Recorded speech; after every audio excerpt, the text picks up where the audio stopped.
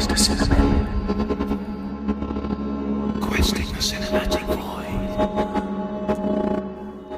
Cineboys to Cinemen, episode 39. 39. Hope you're well, wherever you are, whatever you're doing. Yes.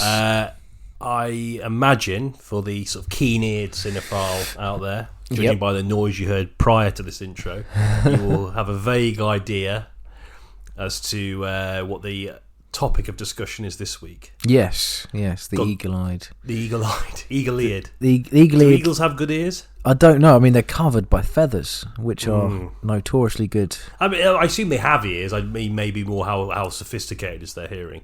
It's another podcast. Another for podcast, time. yeah. Join us next week. Yeah. Eagle chat. Eagle chat. Godzilla Yes, Minus One. that's right. Yeah. Saw it yesterday after a short hiatus, Yeah. and can't wait to talk about that. Yeah, it's gonna be good. I think the vibe I've perhaps given from previous episodes is that it's something I'm very into. I love Godzilla. Yeah. I love monster movies, and an opportunity to really sort of flesh that discussion out. I think we touched on it for about 10-15 minutes or so in the Oppenheimer episode. Yeah, and I think we might have mentioned your sort of coveted Blu-ray booklet thing. Oh yeah, That a few times, maybe even in the physical media episode, actually. Yeah, definitely, Which I'm very jealous of, and I imagine you're very proud of. Very much so, yeah. It's been very useful, actually, for this discussion to have. I bet. Yeah. So we're going to be talking about Godzilla Minus One. We'll talk about some of the films in the franchise. It's a long history, 70-year anniversary this year. Yeah, 37 or 38 films now, isn't it? Yeah, that's a lot of movies. That's a lot of Godzilla. Yeah. And then we talk about maybe more broadly about the monster film in general and some of the themes and ideas that tend to permeate across them. So, it's right up my alley, and I hope it's up yours too. Oh, not quite so much, but I'm kind of going to gear the discussion in that direction. So you'll be speaking to me as more of a layperson in terms of Godzilla. Okay. But it's not to say I don't really enjoy them, and I've seen quite a few of them, and I saw one of them in 2014 with you, actually. Oh yeah, the Gareth Edwards my birthday. One. So, Yeah. All right, let's do it. Questing the cinematic void. One of the things I actually forgot to mention in the intro was how we're going to discuss the representations of Godzilla from a Western and Eastern perspective. Yeah. So there's been a lot of Godzilla movies made in America, and we sort of want to try and sort of discuss the sort of thematic and historical differences and cultural differences that underpin both films, and why, largely speaking, the American films don't really work as well as their Japanese counterparts. Okay, I just thought I'd say that just to get you nice and buttered up. Nice and basted. Yeah, baste you up before you roast me. Yeah. But in a nice way. Yeah. No, looking forward to it. Tenderly. I did a bit of research about that myself, like a little bit today, about the representation of Godzilla. And I mean, I think it's something that's brought into sort of stark relief upon watching Godzilla Minus One. Oh, yeah, completely brings it back to the forefront. Yeah. Because I think the franchise, by and large, at least from a Western perspective, has almost turned into. I mean, it's very much a kind of Marvelization which is happening. Yeah. And they're introducing other characters from. And I know Toho did this first with like introducing King Kong and all that, so it's not something that is explicitly like a Western idea, but the way they're approaching it is very much a kind of studio spearheaded situation, which is interesting. Yes.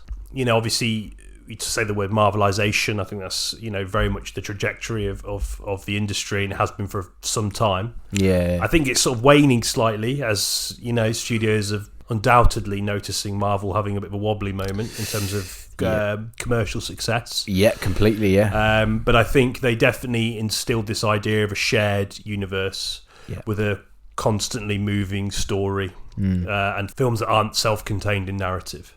Yeah. Their narratives always sort of pull towards a grand event that's at some point going to occur 5 or 6 films later on down the line. Yeah. And the sort of monster movie, the kaiju film has definitely undergone that in the West, that treatment.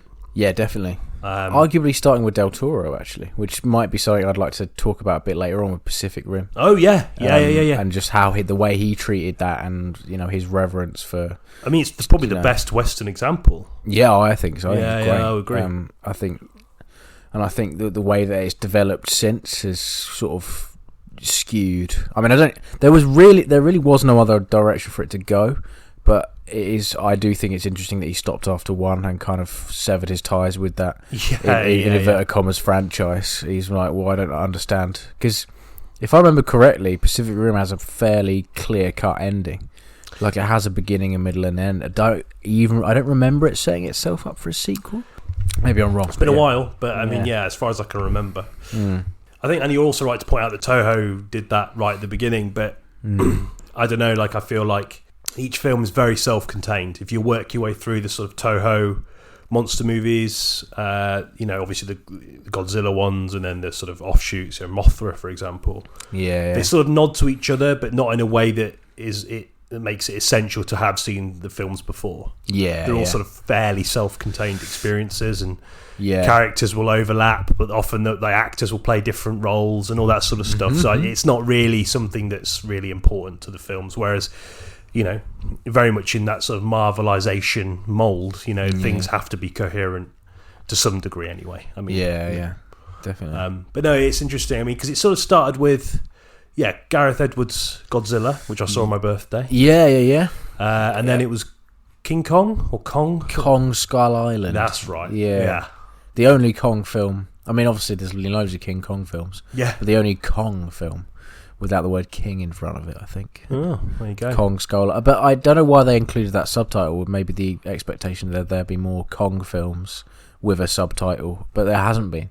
It's always been an amalgamation of. It's like they were too keen to sort of blend these different narratives together. Yeah. And it just became Godzilla versus Kong, which I haven't seen, and then it's now Godzilla X Kong, which I also have. It just reminds me of Jason X for some reason. Oh yeah, it has that vibe to it, doesn't it? Yeah. Even only having seen the trailer, I can sort of imagine it being that way. I don't know. It's funny. I mean, I guess like the sort of original appeal for the Toho film, which, as a sort of brief aside, the Criterion book only has the American version of. Oh right, okay. And you can buy the Japanese version, which I haven't seen, but. The American version's crap. It's really bad. It's like recut, obviously, to suit Western audiences. Yeah. Obviously, Hollywood is always guilty of that. I guess the modern version of that would be like remaking sort of foreign films for an American audience. Yeah, or Psycho or something. Remember they remade Psycho? Yeah, that kind of thing. But back then, it was like very much like recutting and reshooting elements of films to suit like a Western audience. Yeah. Because, culturally, the sort of difference is vast, and I think they weren't trying to encourage this idea of sharing ideas and sharing things and sort of bringing people closer together. It was more about how can we make this film relatable to the American audience. Oh yeah, and it really sort of impacts the film negatively. It's so choppy and bizarre, and obviously they do it on the cheap. They have like sequences of like a sort of war room, I think, or like I can't really remember, but it's like a room with like an American actor sat at a desk. It's really cheap, really, Is it? It's really crap. Is this the 54 one? Godzilla versus Kong. Oh, Godzilla versus Kong. Yeah, I don't know the year actually. So it was got to be after 54, because 54 was the original Godzilla. Yeah. I think it's 54 anyway. But I think, but I guess the reason is obviously King Kong is the Western property. Yeah. Godzilla is the Eastern property, and there's some sort of obvious similarities in terms of the mythology of the creatures and the size and and the cultural value. Although I would argue Godzilla has far more cultural value than King Kong, but I think what people forget about King Kong is the central theme behind that film is it's impossible to mold something that you perceive to be wild. It's impossible to tame it. And the whole point of that film is that you effectively, if you want to take any message from King Kong, is that you can't Americanize Godzilla.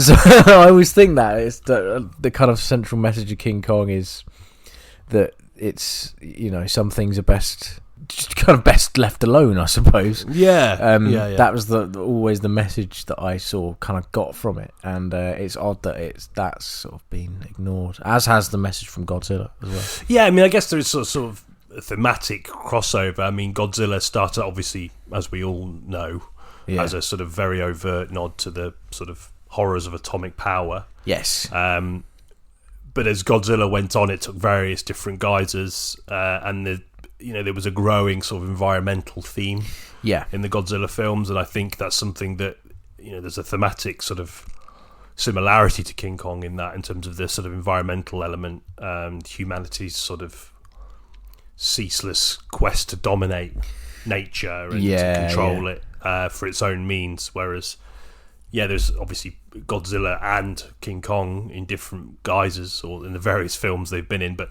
it might not always be the case, but in certain films they represent that pushback of nature against humanity, and that sort of realization that, for all of its technological innovation, that there are still limits to that in the face of nature. But I mean, it's interesting. And also with the original King Kong was, the whole racial thing. It's not. Oh yeah, I mean, it's one of a few different themes that they're explored. That's mars the film considerably. But it's not aged it terribly well. But no, not at all. I actually quite like Peter Jackson's King Kong. Yeah, I actually have a lot of reverence for that movie. I like it more than I realised. Yeah, I saw it a couple of years ago again, and I was like, that was good. Like, it's him post Lord of the Rings, like right afterwards, and he's still got that kind of ability, at least in that era, to kind of sweep you up in a narrative and introduce all these kind of. He clearly loves the source material. And I thought he did a good job of updating, and that's probably where I got the thematic stuff from, really. And the beauty that killed the beast and that kind of thing. I mean, the ending is dragged out, but that's Peter Jackson's way, isn't it? Oh yeah. You can't end a movie. If he's going to end a movie, he's going to need 45 minutes to end that fucking movie. I quite liked it. I think there's an extended cut again in classic Peter Jackson style, really? which I've not seen. But okay, no, I've not either. I watched it at the cinema. It was one of those films that nobody thought was going to be profitable when it opened, because it opened at like number 2 or something. It was really disappointing, but then people went to see it steadily. That has no relevance to anything, by the way. It's just a bit of a tidbit of keep it in. Keep it in. Don't cut it. I won't cut it. But no, I think it's interesting, thinking about this idea of placating that sort of narrative model. And a lot is lost in that narrative model. Isolated stories. I mean, we've said about this in the case of Marvel. I don't want to linger on it too much, because we always say we're never going to talk about them, and we always do. But this idea of this propulsive, ever-moving narrative, it will impact the singular nature of the narratives of each film. Yeah, exactly. Because you're constantly nodding to other things. You're almost like we've said this before, but it's like a self-marketing machine. It's always this this little background thing, the Easter egg. It's for that sort of viewers of that sort of inclination, who have been sort of almost bred to be that way by this sort of phenomena. This cultural phenomena. I mean, I don't remember the sort of the American sort of monster movie franchise as it exists now really having too many of those, but I know there's a couple that have got post-credit sequences in and stuff, which is obviously it's a big nod to the current thing. landscape. I think I mean, unlike comic books, which have a base audience that remember these things for sort of nostalgic purposes. I'm not saying people don't remember Godzilla and have a fondness for the originals, but nowhere nearly to the same extent. And it's not the same audience either. No. I think it's a mistake adding those kinds of scenes and kind of these sort of nods to monster movies from the 50s, because your average cinema goer these days in their teens or 20s isn't going to remember any of that, isn't going to have seen any of it. And it's just almost like you say, they've seen a model that's working and are copying it, and it's just odd that they haven't thought, well, actually the people that are going to be watching this might not know or care who Mothra or some other kind of elaborate monster might be. It's just strange to me that they're doing Maybe that. There's a hope that in doing that it will inspire sort of an investigation into the mythology. I think in the internet age, one of the benefits, I guess, of the internet is that people can watch an interview with the director saying, "Oh well, it's a homage to Mothra." Yeah, and they'll go, "Oh, what's that?" And they might sort of go into it. So like an active audience. Sort of like a participatory thing. But no, I think you're largely right. I think it's strange to do it. I also think it's strange to do it, by sort of just name alone. Like, I think this is going to sort of be the theme of this section of the discussion, is the sort of, the way in which the American representations of these characters are, or sort of icons, it pales in comparison to the Japanese representation, is because the commitment to the themes and ideas that permeate across the sort of kaiju films and the mythology of the kaiju film genre as a whole isn't really present in the American films. It's more of like a nod, like a perfunctory nod. And I guess you could argue that obviously, that the Japanese experience of experiencing atomic power is obviously a lot, that it's burnt far more deeply into their sort of they had a lot more history, into their identity as a nation. And I think through that sort of shared trauma, Godzilla 1954, the original, and a few of the others since that, and Godzilla Minus One definitely sort of sharing that trauma. Although I would argue Godzilla Minus One is a sort of more broader reflection on the trauma of conflict more broadly than it is about atomic power. I agree. I mean, there's nods is sort of the wrong word, really. It's almost like they were celebrating it, which the film doesn't attempt to do at all. But you're right. It's more of a broad comment on conflict in general, I think. And how the attitudes towards conflict and towards how you act as someone in the military have changed in the last sort of 70 years. More of that later. More of that later.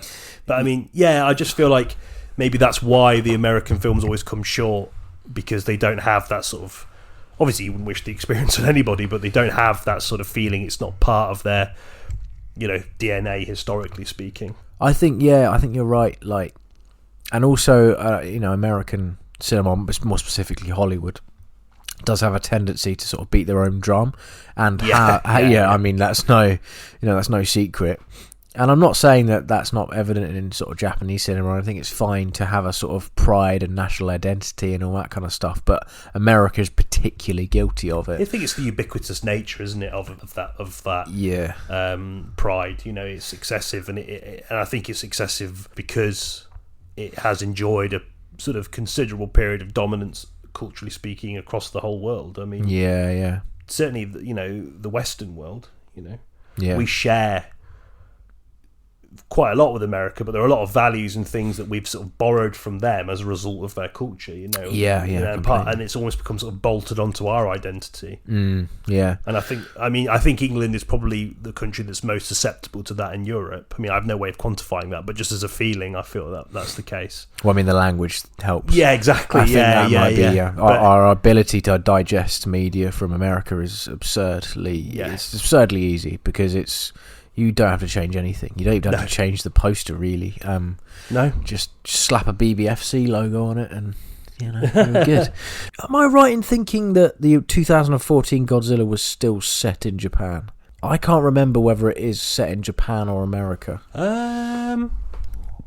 Because I know the 1997 Roland Emmerich one was set in New York. In New York, which is a pretty clear transplant of the original sort of themes into like the American system.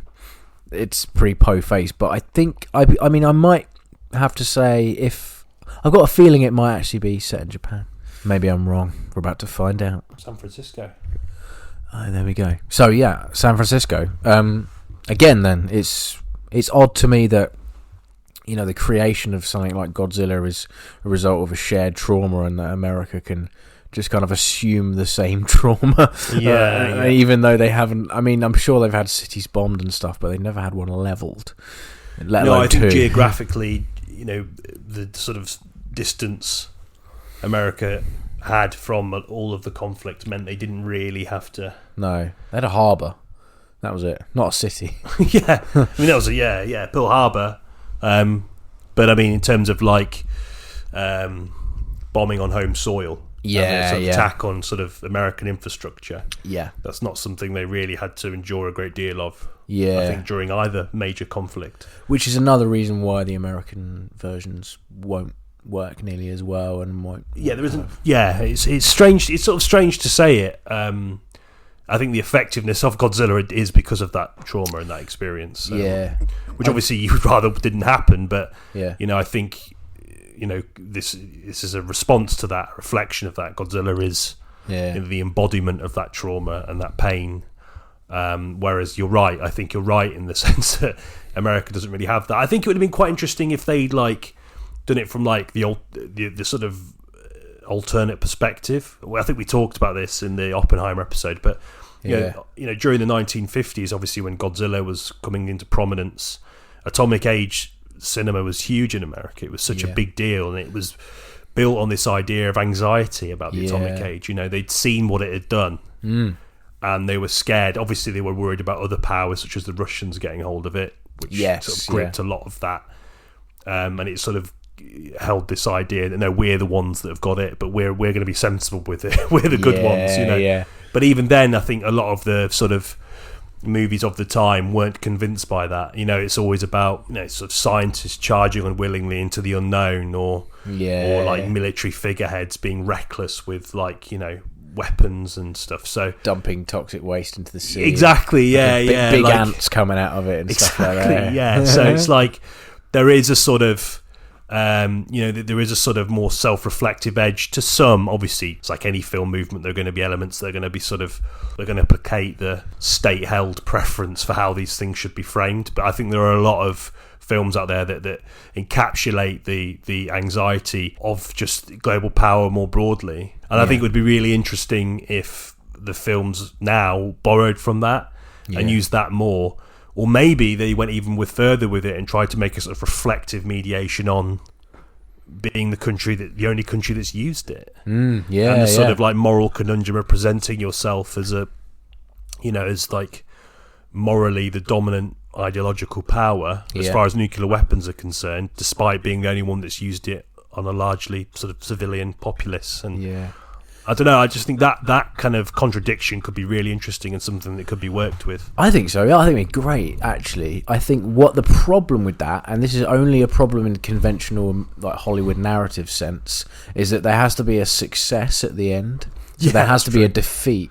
And if the thing they're defeating is something they've created, then I know that is a kind of narrative trope in itself, but I feel like some of the kind of reflective nature of the narrative will get diluted by the fact that they end up defeating it in some sense. But I mean, or someone is bold enough to make a film where it doesn't get defeated and there's a very drab ending, and maybe there's a kind of the hopefulness that would come out of one of those conventional narratives would be from a point of view of reflection. I think that could be great. Someone make that, please. Actually, I'd be dead up for that. Godzilla Minus 2. But it'll be an American version. Or an English version. Oh, even better. Attack Paynton in England. Imagine what's set in England. That'd be crazy. Because all the coastal towns in England, like London's pretty landlocked. It'd be take Godzilla a long time to walk to London. It'd be like a 20-minute bit. They'd have to go through that Southend-on-Sea. Just laying waste to like these sort of grotty, crumbling relics of like the British holiday. I'd love to see it. I would as well. I think that would be more interesting, and I think it'd perhaps garner a bit more sort of international respect and acclaim. I think because there is this sort of sense of moral superiority that is echoed by their cultural superiority, and I think that's something that America has exuded for a very, very long time. And it'd be interesting to see them sort of try and subvert that in a way that would be meaningful and show a sort of like commitment to taking ownership for what sort of horrors their use of atomic power as placed on the shoulders of another country. I don't know, I just think it'd be interesting. I mean, not that it would ever happen, but I mean, I think there are lots of examples in sci-fi cinema where the critique is always about corporations or the death of the environment. You think like Avatar, that's the most recent and popular example. I mean, kudos to it for having that message. I mean, and it's like the sort of military archetypes, which Cameron does really well from like Aliens onwards, like Stephen Lang's sort of general character, who's just this sort of like, brutal knucklehead soldier, represents everything about the sort of military mindset that is, a danger to any sort of like environmental preservation. Yeah, definitely. So it's there, but I think it's vague enough to be hidden within the narrative. Whereas if you did a film that was very overt, that maybe we're the bad guys, like I'd be interested to know how that would like chime with like audiences. Yeah, because I mean, you can achieve that quite easily with, the zombie film. Historically, has always been an introspective look on humanity and looking at our mistakes and how maybe we're the reason why this has happened. That's quite a common theme. So to transplant that onto the monster movie, I think would be really interesting. Yeah, I mean, Romero's great for that. I mean, the original is like more about reflection on like race. And, mate. And And the sequel is about consumerism. These are things that have worked really, really well. I'd just love to see a director take a big fucking swing on a multi. I mean, obviously, it's not necessarily down to the director. I'm sure there are plenty of willing, creative minds in America who would come together on it. But a studio taking a punt. But even then, it'd be like one of those things that just sort of using that as a marketing tool, which would create its own set of sort of potential issues, as we sort of talked about in the context of Barbie. Different problems, but similar sort of contradictions. I think, something like Prey, Dan Trachtenberg, the guy who did Prey, might be an interesting guy to spearhead it. I'm only thinking about his past work, more recently, and like how he's sort of quite good at subverting that, and also doing films for quite cheap as well. So hard to do a monster film for cheap though. Yeah, well, in the West, in America, it's hard to do it cheaply. Yeah, we'll talk about that again in a little bit. Yeah. What are your thoughts on? I don't know why this guy keeps popping into my head. And actually, no. Before I discuss Aaron Taylor Johnson, I want to talk about very briefly. Weirdly, that you mentioned Night of the Living Dead, because when I watched a little bit of Godzilla today, original 1954, Toho. It struck me how similar it was. Not just obviously they're both black and white, right? But just like in the way that music is employed and the way that the shots are all very like locked off and measured and considered, but it's still quite quick cutting. There was real similarities between those two films. Do you see what I'm saying? Well, I mean, I haven't seen Night of the Living Dead for quite some time. It's on YouTube. Is it on YouTube? There's no license for it. The license. I've got a Criterion copy. Oh, mate. There we go. Plugging it again. Yeah. Mind leaving? No. Wow, I didn't realise it was on YouTube. Yeah. It's one of those strange things where so George Romero forgot to copyright The Living Dead. So that's why every subsequent film made by Romero isn't called Of the Living Dead. Right. Some other fucker got the license before him. Fucking hell. There's a whole story behind it. It's like really difficult to find consistent prints of it and all that kind of shit. But yeah, weird. That is weird. But I mean, I have not considered the sort of the visual similarities. That's interesting. I'd like to watch both those films. Yeah, I don't know, just in the way that terror is kind of harnessed by those two films. It struck me as really similar. That's really cool. I've not considered that. That's an interesting comparison. I don't know. It does help that they're both black and white, obviously, and they're both reasonably. Living Dead was 60s, and I think Godzilla was 1950s. But anyways, sorry, Aaron Taylor Johnson. In 2014's Godzilla, if you remember, he was quite sort of. He's a bit meaty knucklehead. He is a very broad guy in that. Like, he's been in the gym way too much. He doesn't fit into any shirt. I swear to God. It's not necessary for a Godzilla film. I thought that. I thought it was really odd because doesn't matter how jacked you are. It's fucking Godzilla. Yeah, he has got a neck in it. Yeah. It's just muscle. I sort of don't really remember him in the movie. I don't know. If this is it. Like, I don't. He doesn't play a memorable character. Bryan Cranston played a more memorable character. Oh yeah, and Claire Juliette Binoche is in it. Yeah. As Bryan Cranston's wife, right? Yeah, right. And Cranston dies really early on. This was like peak Breaking Bad. Sort of fame.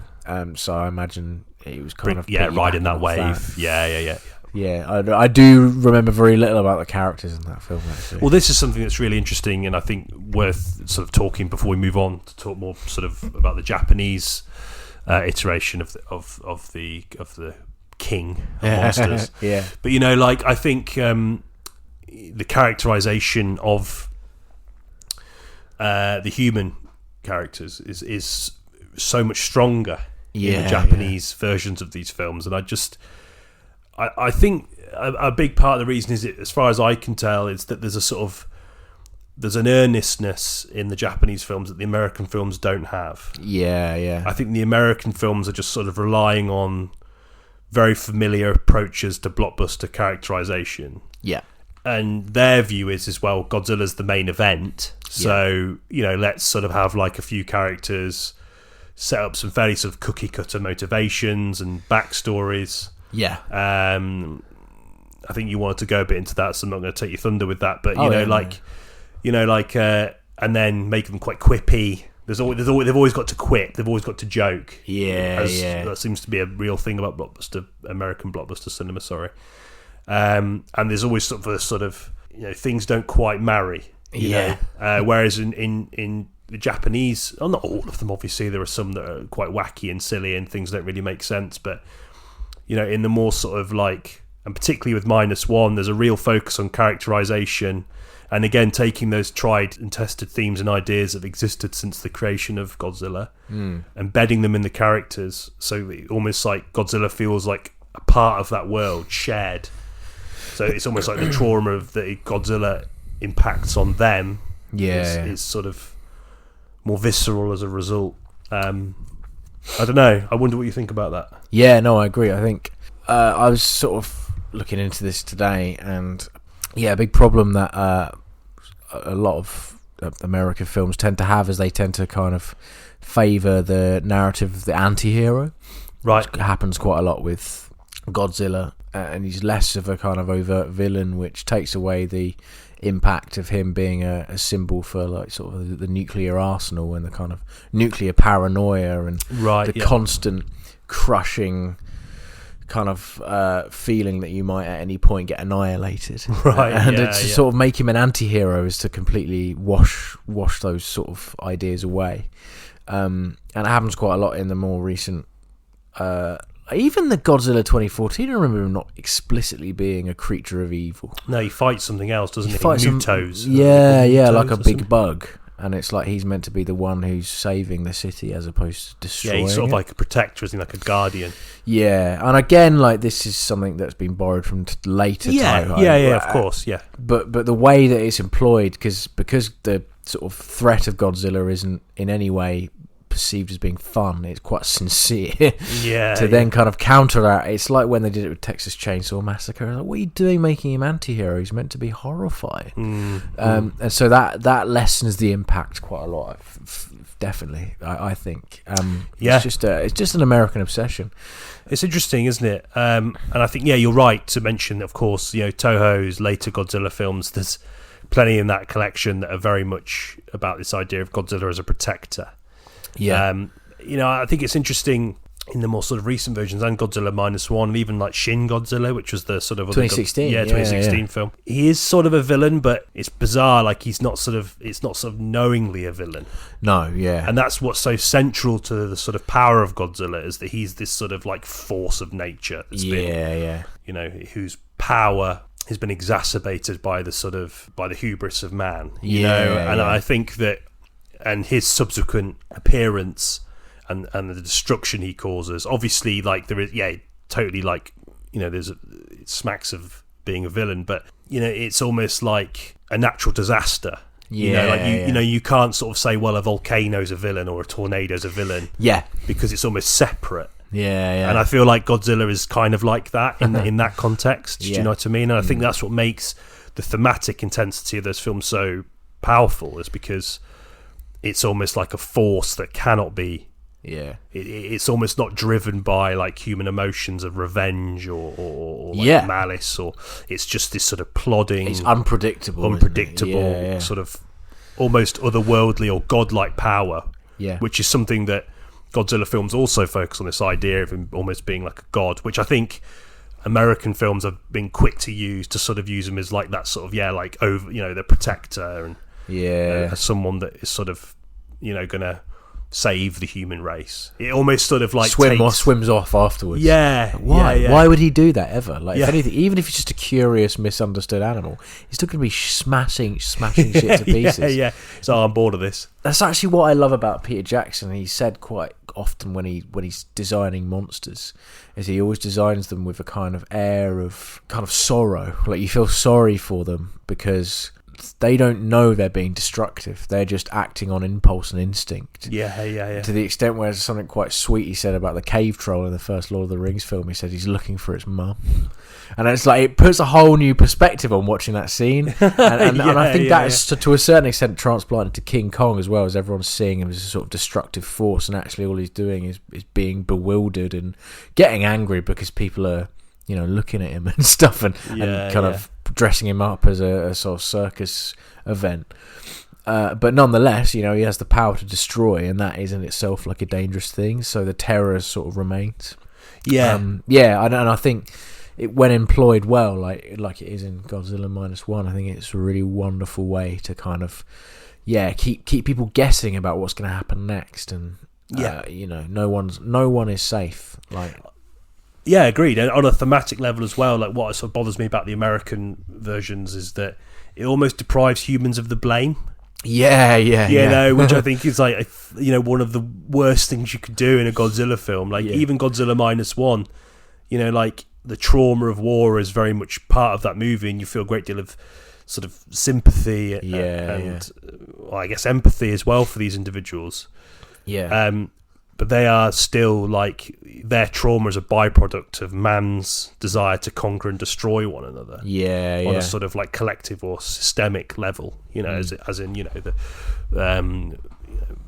the emperor and all that sort of stuff, and of course the allies as well, by no means virtuous. So it's this sort of idea, and that's so central to the film, and that again it sort of it aids that idea of Godzilla being separate. Is that it's actually humanity's fault, really, unless they book their fucking ideas up. Whereas in like the American films, it's always like, it's it's these giant space aliens or an inconvenient bloody monster. And it's like the humans have got to like band together and like work alongside these creatures, which again Toho did a lot, but it was after like building a legacy of which these creatures were the sort of end product of humanity's sort of cruelty or capacity for destruction, and then subsequently through that they could be representations of hope. They could encourage mankind or humankind to sort of collaborate and help each other. There's a lot of Godzilla movies that are very much about like the world coming together to fight this threat. So it's like the idea is okay, we haven't been brilliant with each other for the last few centuries. Let's drop all of our, I know it's easier said than done, but in the context of a monster film, you can get away with it, But the themes are so sort of like operatic and lofty. You sort of can't help but sort of be taken up by them. It's sort of it's heart swelling. It's this idea of humans working together, putting their differences aside for a better planet, for a better society, and that's the thing I love so much about Godzilla, is that yes, he's this destructive force. Yes, he represents humanity's capacity for great evil, but he's also something that can be a symbol for change. In his own way, he's sort of saving humanity. Do you know what I mean? And he doesn't necessarily need to be this force that overtly is the protector to do that. And when he is like that, it sort of deprives humanity of the blame. The villain isn't humanity; it's a monster. We're just doing our thing, and bloody hell, like you say, the inconvenient monster. I don't know. Like I feel like that's my big gripe with the American. That's interesting. I didn't actually think about that. No, you're right. It is. It is. Godzilla almost should exist as a kind of big perspective shifter. Oh fuck! I didn't. It's kind of it exists to put things in perspective for humanity. And I mean that actually is quite a real phenomenon as well. Like apparently do you remember the tsunami in 2004? It helped bring quite a lot of countries together. I mean, trauma does like the end of the Second World War. I mean, just from an English perspective, the idea of like the National Health Service and the welfare state, and these are things that are born out of a sort of shared experience of horror. Like sometimes if you go through history, like even like the American sort of political infrastructure changed to sort of, with a more sort of compassionate eye. Sometimes, I mean, it's sad to say it, but sometimes these things exist as a result of sharing a period of great horror, reflecting on it and changing. And I feel like Godzilla represents that best. He represents that sort of idea that humanity can sort of see the potential for what they can do to one another, both horribly and positively. It's definitely one of the only franchises I can think of that deals with destruction after a war. Active, because I suppose, like, the idea, and obviously I know the kind of broad strokes with it, but what I find fascinating about Godzilla is how he's actually sort of quite slow compared to an atomic bomb, for instance. So if an atomic bomb were to be dropped on any sort of large metropolitan area, it would be instantaneous. But what I think Godzilla is almost representing is actually the aftermath of a nuclear blast, which is like ionizing radiation. So it is more of a slow plodding, like, it's roaring and you can see it coming. And that is like another theme that I think it deals with, taps into quite nicely, and that extends to Godzilla Minus One as well. Just the idea that you can look behind you and see it coming. And your demise is inevitable, but it isn't instantaneous, which is almost, you could probably be praying for something like that if he's going to see a big fucking monster come towards you. But I guess it sort of pairs well with the sort of the idea that it could be any time. Which I guess is a very sort of like Cold War era feeling. Man, completely. I mean, I wasn't around for that period of history, but I've heard stories about people, like sort of television broadcasts about how how to make a bunker and or like like the sort of like it's funny, at work the day we were watching Iron Giant. Which to me is one of the greatest kids animated films of all time. Perfect. I love that film. Beautiful movie. I actually was getting quite sort of emotional when I was watching it for many reasons, but it's a sad film, but like but it's like and there's a bit in the film where Hogarth is sat like drawing the Iron Man, and they're watching footage of like a government made video of what kids should do at school should they be. So and again, the Iron Giant is very much based in that era, and it's very similar thematically actually. It is, I mean, based on what a film, what a great movie. I mean that would probably be my favourite ever animation, I think. Brad Bird, wasn't it? I know. He can do it. He can. Like, he can pull it out of the bag when he wants to. He can really lace. This is a bit of an offshoot, but I guess it's sort of tied into it. It's a monster. He's a monster. He is a monster. It's flipped on its head. Like the Iron. There's an old story, the Iron Man, which is like about a monster. Coming out of a swamp or something, or I think that might be a woman actually. The book it's based on is it starts off with him on a coast. That's right. In England. Yeah. But I love the lovely way book as well. Yeah, man, I love the way that film handles. It has that kind of E.T. appeal and that sort of childlike sense of innocence, and that's what what's so powerful about that film. And I think just misunderstanding. The whole thing is based on misunderstanding. And the only person that can see through it is a person that's not necessarily bogged down by ideology. Exactly. They see things. They're seeing things from a position of like this sort of liberating perspective of purity. Sort of guided by this pure idea of like of humanity and decency, and none of their beliefs have been sculpted by their environment or people around them so much. That distance they have to the history that surrounds them and actually ends up being their saving grace. And I think in the case of Iron Man, it's he befriends the Iron Man and helps to try and sort of like and saves him, and sort of almost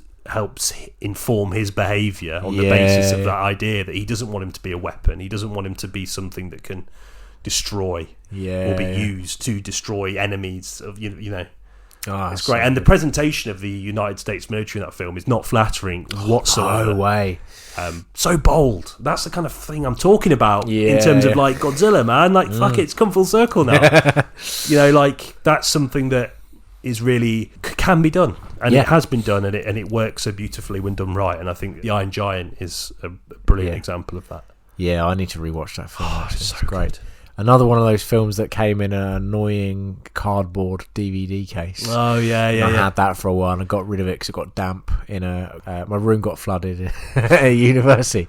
I had to get rid of it. Gutted. But I had it on VHS. oh yeah, So it's quite a common video. Yeah, I remember rightly. it came in like a special box with an Iron Giant figure in it. Oh, And I fuck. treasured that figure. I wish I still had it now. But Oh, yeah. No, that film was a huge moment for me. You know, and one of the great animation.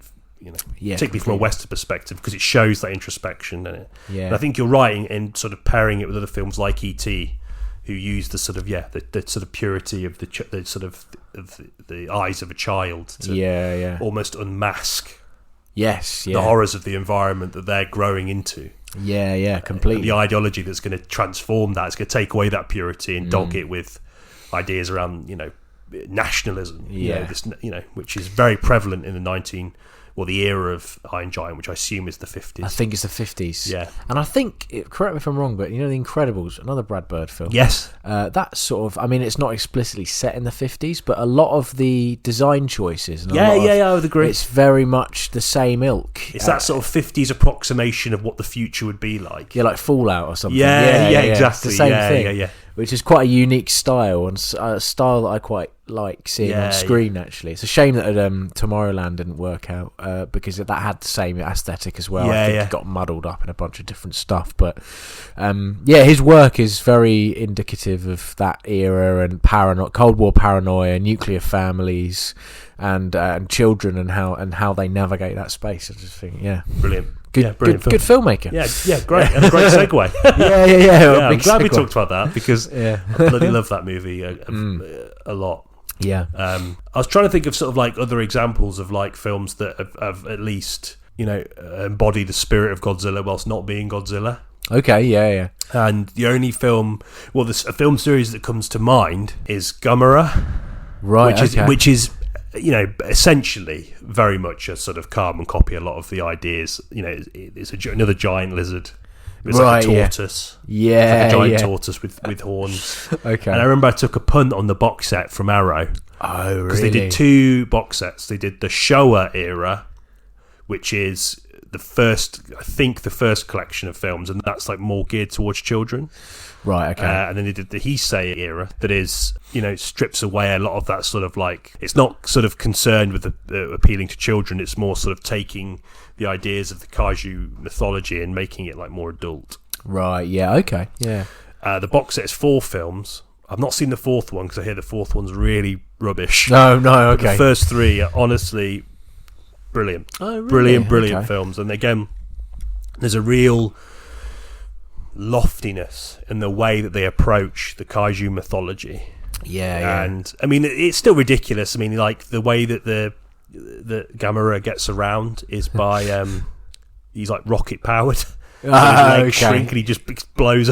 It's silly, but it really, really works as like a sort of this idea of the ground level impact of these monsters fighting, and the thematic depth that brings in terms of the characterization of the people around Gamera is really, really great. And Okay. I mean, I've not seen them for a while. I did sort of intend to watch them today, or at least watch the 3rd one, which is my favourite. Oh, okay. Because it's, you know, quite lofty and quite sort of dramatic and quite sort of sad film. Oh, really? Okay. The first Godzilla is pretty tragic, sad, isn't it? I mean, I think the first Godzilla is sad in the sense that if you take the stills from, like, you know, the aftermath of the atomic bombs. Yeah. And like the hospitals and the children and you know, and all that sort of stuff. They do that in Godzilla. Oh, really? Yeah. And you could literally match them up, and there's so little difference between the imagery of Godzilla. I don't remember any of that, but it does make sense, actually. There must be a sort of kind of comparison somewhere. Oh, there will be. I mean, Ishihiro Honda was very explicit in that, and in the interviews that I watched of him talking about that. And, and why not? You know, quite a well documented production, apparently. Yeah. The original 50s. Or Yeah, the only yeah. thing they can't really work out is why he's called Godzilla. Oh, really? Yeah. There's like a bunch of different rumours, but none are confirmed. But no, there we go. Sorry, No, it's fine. Another very welcome segue. But Gamera, really worth a go. Yeah. The Heisei era. I've not seen the Showa era. They could be great. And I think Arrow do the Showa era Blu-rays as well. Yeah. So I might look into investing in those at some point. But yeah, they're honestly, again, it's Japanese, so it's not. I was trying to think of like more Western examples. The only ones I could think of that sort of predate it would be like the sort of like Universal horror movies. I think we've spoke about this before, but the particular highlights being the Frankenstein and the Bride of Frankenstein, which are obviously indebted to Mary Shelley. Yeah. And I think we've talked about that sort of legacy of horror and sci-fi literature, and how that sort of started this idea of being sort of not entirely distrustful, but being sort of worried about the way in which humanity takes a technology that it tries to master. Yeah, the birth of science, right? That was sort of Frankenstein's. That you could argue that's a response to something equally terrifying, although less about conflict and more about progress. I suppose. And I don't really know. I think Dracula's a bit of a different one, isn't it? Because that's Dracula's more sort of myth. That is sort of more based on the way in which Victorian society treated sexuality as this sort of really shadowy and secretive thing. There was a lot of it actually going on under the under the scenes. I was there, but at least by sort of Bram Stoker's estimation, that's what he was trying to tap into. If you want to talk about thematic parallels, though, it kind of works, I suppose, and just sort of a country's response to a particular kind of occurrence or something that they perceive to be threatening. Whether that be true or not, like nuclear power or science or sexuality. It's crazy. Some great arts come out of it. Well, I think that's sort of central. I mean, I think we bang on about this quite a lot, but that's the sort of importance of culture, isn't it? It's not always directly, but in some way it's partially reflective of those concerns and anxieties at the time. And I think when you see the manifestations of those anxieties play out in real time, i.e. the dropping of the atomic bombs on Hiroshima and Nagasaki, it adds that extra fuel. You could imagine Ishiharu Honda, really wanting to capture that and distill that feeling. And it sort of frustrates me that people would write off monster movies on the basis of the visual stuff. Which I don't necessarily blame people for, because like it's a pretty hard sell, but the idea, and I think it's sort of been watered down by the American representation of monster movies. But they can be really impactful stories. I mean, Gamera is a great example. Godzilla, is a great example. Shin Godzilla, 2016, Godzilla Minus One. There is still plenty of gas in the tank to make films that can be, ambitious in scope and spectacle, but still have that sort of deep roots and the sort of the history that bore them. I think it's interesting what Godzilla Minus One did in particular. When I went into it, I forgot, or I didn't know from the trailer, that it was set in the late 40s. I thought it was going to be a transition at some point to modern day. Because monster films do tend to do that, don't they? Again, Western monster films, they start in an old period, don't they? Set it up, right? And then they go back to the modern day to kind of, the easy way out would be, it's going to be more frightening because it's in a modern context and people can relate to it more. But the fact they stuck to the period and making it a period film was really smart, I think. Agreed. Just like it hammered home sort of universal values of what that film was trying to say, which is something you just sort of said to me earlier, and I don't want to water down your own point, which you might be trying to make a bit later on, but it's largely and chiefly concerned with like the idea of the preservation of life being universal, really, and the idea that the whole sort of concept of a kamikaze pilot being sort of contradictory, because although yes, you'll be giving your own life to save potentially hundreds of others, it's still a life lost. And I think there's a lot of humanity in Godzilla Minus One in its sort of rejection of that ultimately the rejection of that idea. Yeah, the idea of sort of sacrifice to placate, trenchant nationalism. Yeah. Like, and this is something that I think it's really interesting that you mentioned the idea of the framing of the history and in terms of the setting. Yeah. Because these are sort of themes that are very prevalent now. And Yeah. And it sort of highlights the sort of tragedy of the predicament of the characters, that these themes are still things that need to be addressed. And I don't want to seem like, I don't want to come across like that, but it's like the power of a war movie is in the relatability of the events of now, with the events that whatever conflict the film is focusing on. If I think about a great example, mentioned this before, GI Samurai, poster that's on the wall that Toby got me for my birthday after me waffling on about it last time. I'm not after another poster, Toby. Oh yeah. But that is a film that I think it was sort of late 70s or maybe 80s, but it's a sort of mediation of the sort of fallout from the Second War. Still, this idea that the Japanese Defence Force has been severely inhibited by the rules placed on them by Western powers, chiefly the United States, to strip back their military, and how the military is a sort of an absolutely integral facet to national pride. And how, in the Japanese perspective, that's sort of been castrated by losing the war. And this is something that Godzilla Minus One deals with really well, because the idea of the kamikaze pilot is obviously a really sort of horrible one. Ultimate expression of national pride, but it is the ultimate expression of service to one's country. Even though historically they weren't sort of potent a force, a lot of them would miss their targets and get shot down. And it was almost more like the symbolism of it was more important than the actual sort of strategic value of doing it. And that's particularly interesting in the context of this film, because the character wrestles with that. He wrestles with the guilt of not doing it, and he's sort of blamed by people for not doing it, for not showing bravery and not sacrificing himself. Which is something that is really sort of quite horrible to bear, the idea that a whole country would buy that sort of idea, either out of fear or either out of like a genuine enthusiasm for the idea of dying for your country. And like, even to the extent where there's that scene early on where his sister rejects him. Right. He's like, "What are you doing? You were meant to die." It's like the opposite of what would normally happen. You think she's going to be delighted. She's horrified to see him. Because he's still alive. The fact that he's alive is a symbol of his almost weakness and his inability to serve the emperor or I think it was almost in the way in which the Japanese military was framed during the war. Funnily enough, completely unplanned, but I'm reading a book about Japanese cinema at the moment. Oh, yeah, okay. Yeah. And it talks about the sort of Japanese wartime cinema.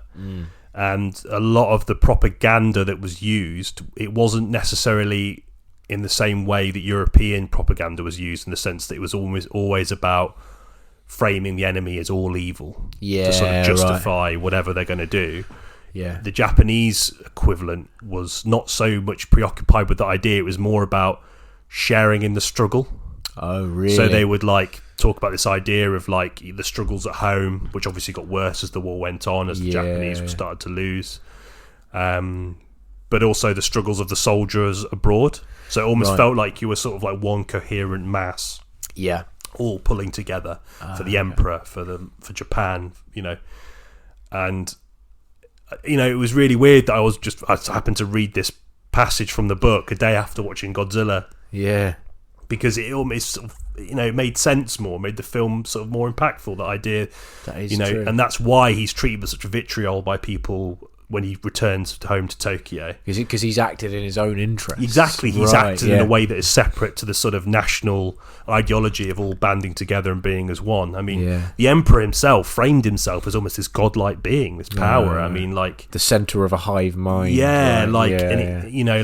Obviously there were, to say that everyone in Japan was bewitched by that. I mean, we all know that fear can play as much of a role sort of at least giving the sort of society the illusion of complicity. And I imagine obviously there's probably a lot of dissent as well. There's quite a lot of well-documented dissent. In the book, it talks about quite a few sort of film critics and stuff who were imprisoned because they were didn't really sort of buy a lot of the sort of stuff that the government was trying to use the film industry to push. Yeah, right, okay. Yeah.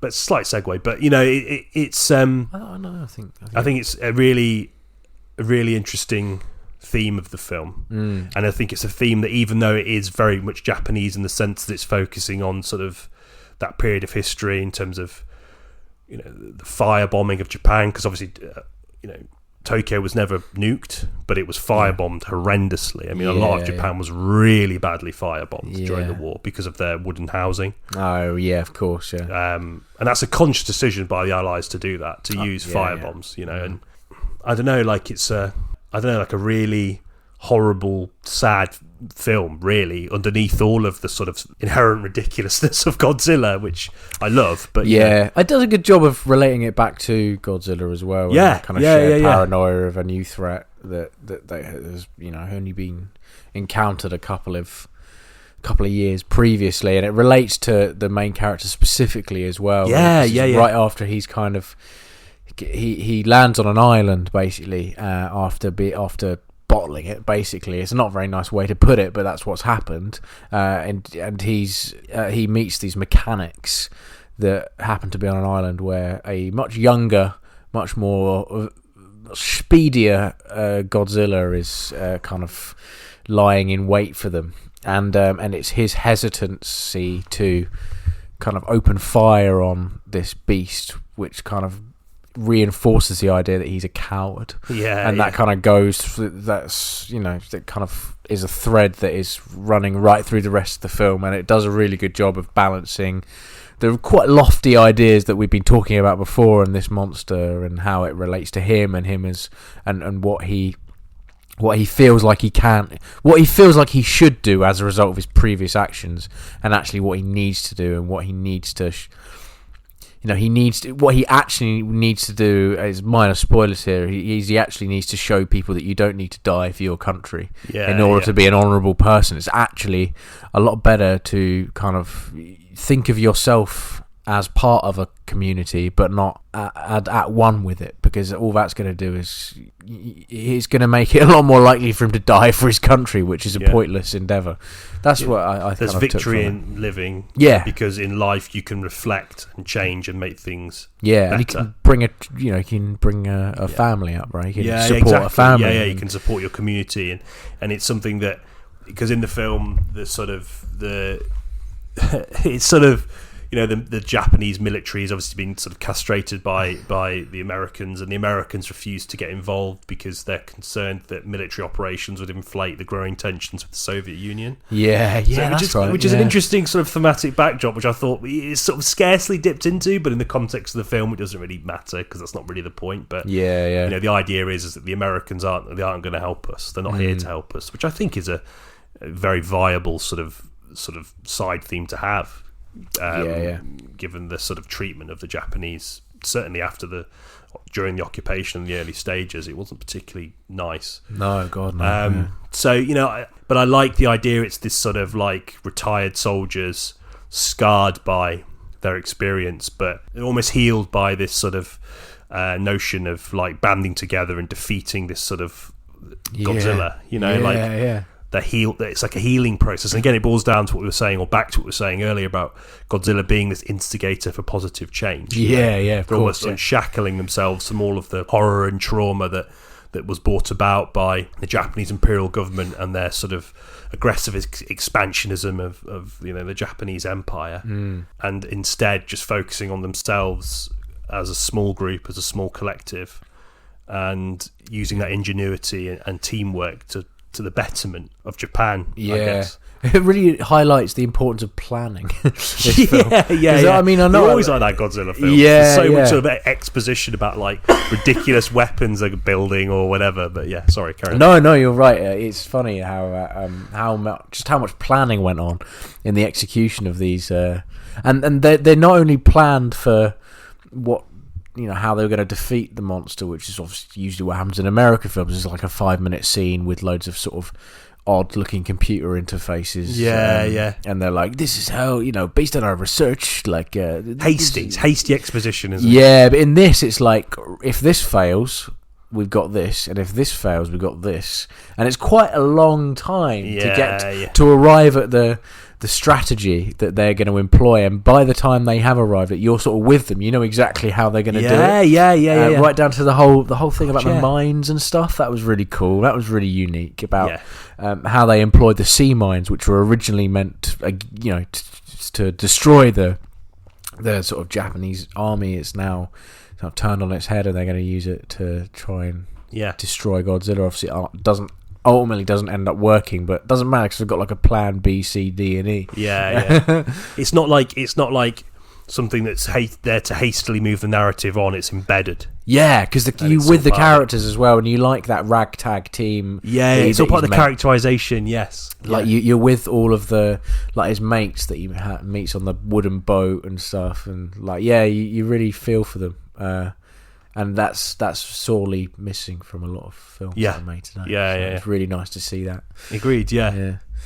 I sort of liked one of my sort of favourite sort of subplots with the lead character was him and that the surviving mechanic. Oh yeah, I really liked that. I mean, it was sort of like the surviving mechanic obviously blames him a lot for. As the sole reason for the death of all of his friends, because he refuses to, or doesn't refuse, he sort of chickens out, for the lack of a better term. Of shooting, bottles it, loser. Out shooting a smaller Godzilla with the cannons on his grounded plane. And he gets him to come back to help fix this sort of prototype plane that he's going to use to try and sort of lure Godzilla back out into the ocean, so this plane can get in, so the plane can work. And it's a really great thing because it sort of starts out as him saying you didn't sacrifice yourself for your country. Is almost like a relic of that sort of imperial ideology of sacrifice. You sacrifice beyond all else, honor, sacrifice. And then he's sort of quite a sort of like. Not the best cut, but there's that bit where he's sort of saying, "Oh, this is how you arm the bomb," because he says to the lead character to sort of like atone for his cowardice after losing his love interest. He hasn't got anything else to lose. Yes. So he decides that he's going to kamikaze into Godzilla's mouth. And there's this bit where like the guy's running through everything. And that's how he gets him back on side, isn't it? Is by saying, "Look, I will do it this time." Yeah, that's right. Yeah, and so I guess. The idea is by the notion alone, he's now forgiven, and now this guy's job is to actually prioritise his life. It's quite a sweet idea. I agree with you. It's a weird cut. I think it wasn't really necessary. Like what I thought was going to happen was, I thought that because he tells him, "Oh, this is how you arm the bomb," and it's like a red lever, and I thought, I was like, right, that's going to be the fucking ejector seat because I know there's I know. Yeah, that's what I thought. Yeah. And it turns out not to be the case. That's a real bomb arming device, and there's a separate ejector seat button that he then is revealed to you in the flashback that he tells him about. I don't know, kind of interesting, but a bit weird and slightly unnecessary. But I think it's sort of quite sweet in the way that even this guy who represents those sort of old values is sort of realising the worth of life. Yes, that was a nice moment as well. Actually, I just think it's a nice idea, and again, it sort of boils down to the idea of only in collective trauma do you see the value of those things. I feel like in a lot of the more modern discourse of conflict, there's always a real sort of disturbingly high willingness to go to war. And to do horrible things and to die. And I just think it's like it's almost like not having that period of sustained trauma as part of your sort of your national makeup. It's almost like not having that. I don't want to say it's a necessity to sort of having a more well-rounded view of things, but it seems to help. It's a difficult thing to bring up in some circles because you give off the impression that you're like staunchly against all military action everywhere, and I don't know. I mean, I'm not a huge fan, but I just kind of it's what I want. The main sort of issue with it is just like a needless loss of life, civilian and the like soldiers themselves. Is just like that's why like the idea of being patriotic and like kind of running to your death is just baffling to me. I'm like, why would you? I don't understand how people's minds can be warped in that fashion. And what this film demonstrates is there's an alternative, is that it's okay to preserve like life. I think that's really great and really unique in a film like this. And there's sort of, it lacks that kind of American, which is a huge country, and by all means, I'm not saying that all of America is pro-military, but I certainly think it's sort of there is a problem in America with regards to like how it, you know that sort of patriotic streak. Did you see what I'm saying? Yeah, I see what you get driving at. Yeah, absolutely. And I think, it's something that I'm not very qualified to speak about anything like this. Well, yeah, I assume that our sort of devoted listeners are more than aware of our lack of qualifications in almost all the subjects we discuss, unless it's about Blu-ray collecting. Oh, mate. Yeah, we then know. we're there. That's one of the few things I can be quite comfortable about talking about. I think that is interesting, and I think one of the great strengths of this film is the framing of an alternative viewpoint and humanizing it. I think, in this sort of partisan political landscape that we live in, if you voice an opinion like that, you're often seen as someone that has no respect for any of that, or the way the film offers that alternative in a way that is entirely human and almost skirts around that political debate. And even for me, like, I'm very much like you. I'm very much someone that's not overly keen on a lot of the sort of stuff you've talked about too. Yeah. So like, you're sort of preaching, the film's sort of preaching to the choir, really. But this room is one big echo chamber. yeah. But the way it frames that approach in the trauma, in the horror, and in the subsequent collaboration, and the reasons to live, as simple as they may be, as finding love or raising a child that isn't yours, or working together to make something better and more livable. I think that's always, to me anyway, the more preferable outcome, as opposed to sort of blindly charging into something that and I think the film does that brilliantly. No, definitely. I also really loved, moving away from the thematic element slightly, the callbacks to the original film with the soundtrack. Yeah, with the sound, it does. It was almost sort of like, it was so lovely. I think we laughed, didn't we? We sort of laughed because it was like, God, that is, it's really sweet. It was, and I think given the fact that Godzilla's its 70th anniversary and it's so deeply ingrained in the Japanese identity that it's almost like its mythology is almost history. Do you know what I mean? Yeah, of course. This is speaking for someone on the outside, so any Japanese listeners, feel free to tell me I'm full of shit. But, I don't know. It feels, and that felt quite special using the song, because and that's nostalgia done right, people. Yeah. Fucking pay your dues thematically, and then you can use the nostalgic stuff. It's totally all right to use a little soundbite, but you've got to earn it first. So you can't start out. Fucking A. Don't do like, this is a bizarre thing, but Flash did at the end with having like all the sort of CG ghosts of the DC projects of the past. The whole multiverse thing, it's just a cheap way to. It's so cheap and shit. Like that's what sort of made me think. There, I know we rag on nostalgia in film quite a lot. But we're still human. We still love our nostalgia when it's done properly. And for me, obviously I wasn't around in 1954, but as someone that's grown up with these films and loved them, it was nice to see that used appropriately. Yeah, I think it helps that the franchise hasn't effectively introduced magic like the Flash, that kind of stuff, and like that. I think it's good that it's very, very. The only thing that is unusual and almost supernatural about it is the monster itself. It's like nothing else is really veering into the realms of impossibility. No, I mean some of the more sort of goofier and sillier Toho Godzilla films do have like a lot more.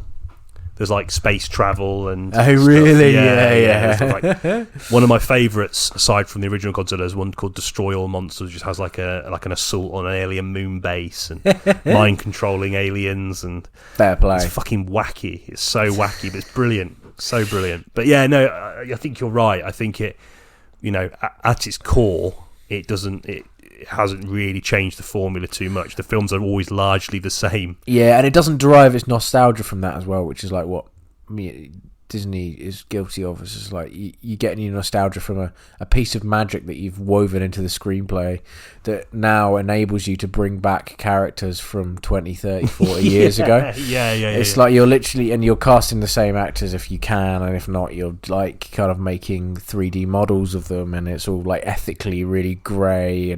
But none of that exists when you just use a piece of music, which is really, a really great way to stimulate someone's memory. I think because the themes stimulate the memory anyway, but in a way that is perhaps like, it's like in the background of your mind. And that's fucking good nostalgia. That's the kind of nostalgia you want, you know. Yeah, definitely. No, I really, really, really liked it a lot. I know I'm biased because I love the franchise, but don't get me wrong, there are some shit films in the Godzilla universe. But there's 38 of them, so it's obviously going to be some crap ones. But this one it's a good one. It's a good one. I think it's right up there with some of the best of the genre. Yeah, and I'm excited to see what they do with it next, because I imagine this is something they're just going to keep plodding on with. Yeah. Without, and there is a slight tease at the end of more things to come, but it doesn't feel forced. Really, it's like the nature of the beast. Literally, in it is the kind of invincibility of Godzilla. So it's not. And also, there's a resolution at the end of this, which is very concrete and firm, which is nice. Which I know you like a lot of. You like a concrete. I like a good ending, like a severing of what I've watched. To the point where actually I would say that the teasing of a sequel was a minor gripe, but it is employed to much better effect than a lot of sort of post-credit sequences.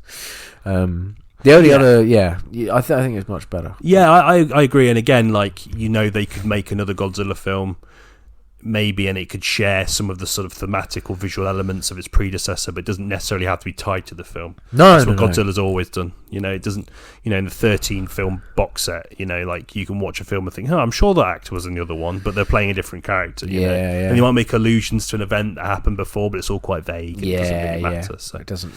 It's kind of loosely woven into each other, but. The only other slight gripe, this is a stupid gripe as well, because actually, I mean, for $15 million, the equivalent of $15 million this was made for, which is very cheap for Godzilla. I mean, I'm not sure what the Japanese film industry's like. Maybe it's... Well, I definitely think it doesn't have the wallet behind it that Hollywood does. I mean, it's very prolific. I mean, at one time, before, the Japanese film industry was the second most prolific on really? Earth, behind Hollywood, Oh, wow, okay. I think that might have been before the Second World War, but so it's definitely got a place, as one of the dominant film industries. Obviously, it's taken a few knocks, but it's a huge. I mean, if you think about the sort of proliferation of Japanese culture more broadly, and also their horror. Is that the right word? Proliferation? Yeah, I think so. Yeah, horror, anime. I mean, they are.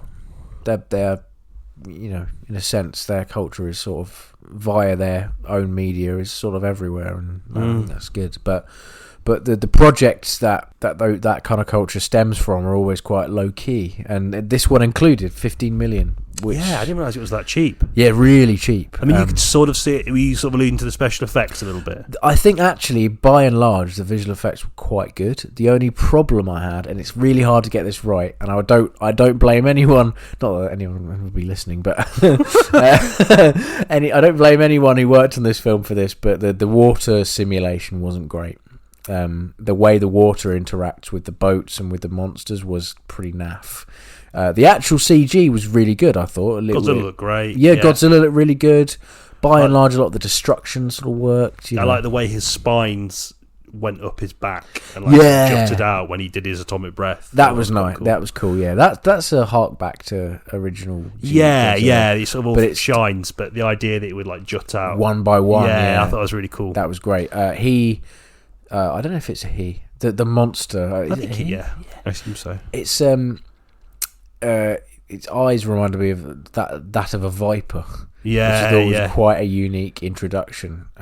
Because vipers' eyes are terrifying. Like they're really inhumane, like looking, and it takes a lot to kind of warm to that type of snake, and to transplant that onto a monster I thought was really effective in making it genuinely quite horrifying to look at. Shin Godzilla was the same. Like it was horrible to look at. It's quite grotesque looking. In a way that the sort of suits in the original Godzilla was kind of grotesque. Yeah. Because it's that sort of material, I don't know. But there's something, so lovable about it. I think so, yeah. Just a minor thing about the water. No, worth mentioning, as you've got your little segment. A bit of the water clipped the edge of a boat once. I can't tell you. Yeah, shit film. Get rid of it. Yeah, crap. Yeah. Don't watch it. Bring me Godzilla 1997, please. Funnily enough, before we go to the outro, that is the one Western. Again, it's all fucking nostalgia, but I quite like that movie. I mean, I've not seen it for years. It could be I might watch it and go, Jesus Christ, that's shit. But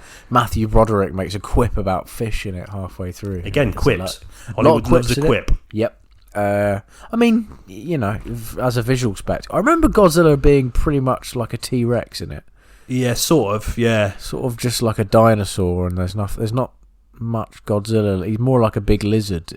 Yeah, and I remember I really liked the bit with all the helicopters going through the city. Loving that as a kid. That's pretty cool. Yeah. A lot of fish. I don't remember much else about it for some reason. Jean Reno doing an Elvis impression. Oh God! Oh yeah. Fucking hell! It's been a while. I might see if that's on Blu-ray. Yeah, I'd love to. We should do a screening of that.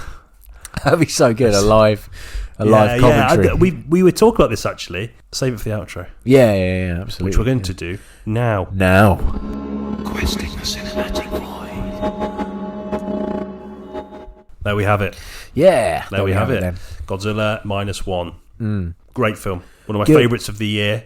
And I implore anyone to go and watch it. Just drop all the fucking expectations about monster movies. Just go in and treat it for what it should be treated like, which is a very sort of sincere mediation on, war and horror and both on a collective and individual scale. Yeah, that stuff's all great, and the way that Godzilla's weaved into that is really unique. And it's doing really well actually. People are watching it. The cinema was busier than I thought yesterday. It was, yeah. Which Raven Meads, which we love because we love our Raven Meads at Cineboys to Cinema. Yeah. So, yeah, and no, I agree. Really well done. I mean, it does sort of border on histrionics a little bit. Yeah, right. Yeah, but I mean, it's so sincere and earnest that shouldn't be a problem. Yeah, I don't think so. Go into it and enjoy it, please, because I think it's important. I think so as well. Yeah, definitely.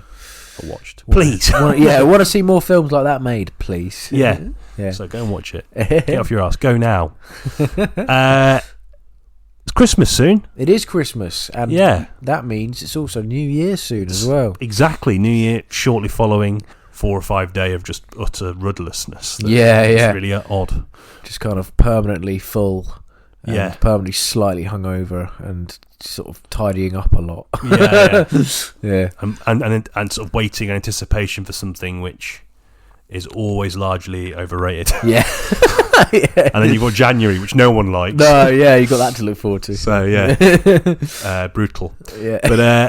But however, something on the horizon. Ooh. Something to ease the sort of horror of another year. Yeah, of the coldest month of the year. The month where you're always not very financially well off. No, not financially well off yet. We are going to do a 2023 retrospective episode. That's right, yeah. So I think the idea with it is to sort of like pick maybe like a few films, like 3 films each maybe, that we loved from last year. Yeah. Maybe some honourable mentions as well. Talk about a few films we didn't like so much. Yeah. And also talk about how our opinions have changed about certain films. Yeah, that'd be interesting actually. Which is because I think it's quite strange when you sort of put your opinion out there on a podcast, or in any form, that I think there's a sort of assumption that that's definitive and that's it. But like everything, your opinion will change depending on conversations you have with others or other sources that you sort of read. And it's particularly been the case with a couple of films for me for this year, which I'd really like to sort of revisit with that frame of mind. Okay, yeah. Which I think will be really interesting. I think so. Yeah, I think I would say that. But have to listen back to the podcast that we mentioned it on first. And kind of see how our attitudes have changed. So, ideal. And it's it's strange to think that we sort of resurrected this a year ago. Yeah. A lot's changed. Bizarre. We were talking about that, weren't we? I think we mentioned this a few times before, like prematurely in a couple of episodes, like in October. But it's really strange. It's odd that this has kind of been woven through this quite eventful year for us. It's been good. It's been interesting. It's been a delight so far. It has. And long may it continue. Thanks for listening. Unless one of us dies. I'll still carry on just on my own. On your own. Yeah. I don't know why I'm assuming it's me that's still you're alive. the one that's alive. Yeah. Well, maybe. I mean, you never know. Right, you could get. You'd have to replace me with someone. Oh, who would I replace you with? I'm not gonna. I don't know. Cut that out. That's too dark. I have absolutely no idea either. So there we go. Alfie, no. Bring him back. So that's what we're going to be doing next year. Yeah. In the meantime, have a lovely Christmas. Yes, happy Christmas. Have a lovely New Year. Not a particularly festive episode, actually, thinking about it. No, not at all, no. But horrors of war. Horrors of war. Happy Christmas. Enjoy all that, and we'll see you bright and breezy in the new year for a retrospective and a lot of discussions, but a lot of upcoming great films. There's lots of good stuff coming. There is a lot, it's Oscar season, so exciting times lie Indeed. ahead. Bye. See ya.